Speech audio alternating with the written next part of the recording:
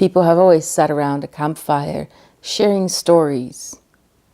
Those stories were always a reflection of the time that they were created in. And as stories were passed from time to time, they changed and took upon themselves the characteristics of the time that they were told in. Sometimes, depending when a story has been written, it has different background, different explanations for things, because in every time it reflects the time and the place where it was recorded. Stories, according to Bruno Bettelheim in the book The Use of Enchantment, stories have been always there to explain our deepest and darkest fears, and also to show us how characters in these stories deal with problems that may be similar to the problems we are experiencing in our lives. Stories are meant to foster wisdom and educate listeners. But wisdom is not like Athena who burst out of Zeus's head all at once.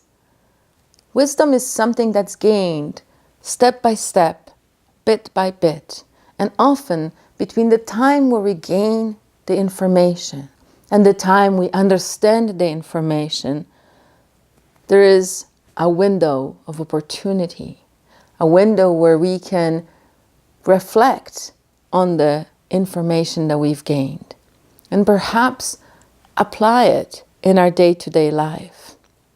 In that way, stories supply both solutions and substance. They are entertaining and they stimulate curiosity. They also stimulate imagination, and they clarify some intense conflicting emotions. In times gone by, people were not as eloquent, they weren't as educated, they might not have possessed as large a vocabulary as we do now. And often children were left to deal with their emotions through listening to different stories and relating to the characters in those stories. Stories are often attuned to our anxieties and also attuned to our aspirations. We can all relate to the little ash girl who became princess, or the little ash boy who fought and won a battle with trolls. And often the little ash boy does not use brawn, but uses wit and humor to win his battles. That in itself teaches us a lot. According to Bruno Bettelheim, stories are created to promote confidence in self and in our future. And as such, stories are invaluable to small children because they allow them to really understand themselves on a deeper level. In that way, a storyteller becomes an invaluable addition to the culture and society, because storytellers foster intimacy as they teach and entertain at the same time. And wisdom, if presented through entertainment, is retained much more quickly and easily.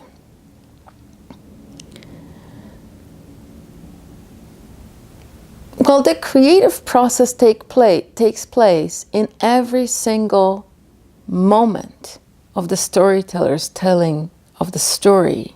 And sometimes the details change on the go, on the fly, according to the audience, the situation, or even the storyteller's own life and what's going on in that life.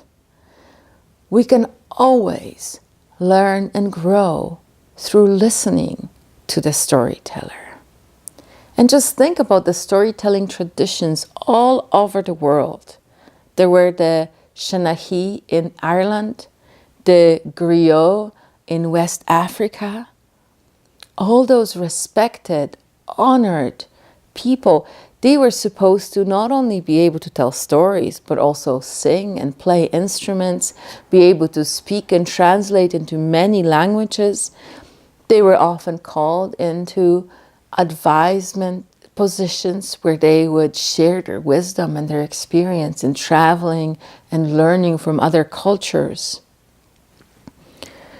The traditional storytellers journeyed from land to land collecting stories from other cultures.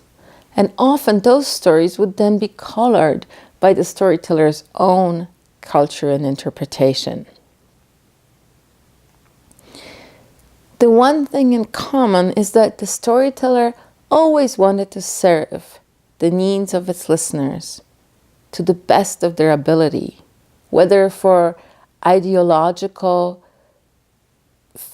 experiences or for payment. All storytellers want to connect with their listeners and allow the listeners to learn and grow through the experience. And this is why I created this collection. I hope you enjoy it and join me as we travel from land to land, experiencing the wisdom of people from all over the world.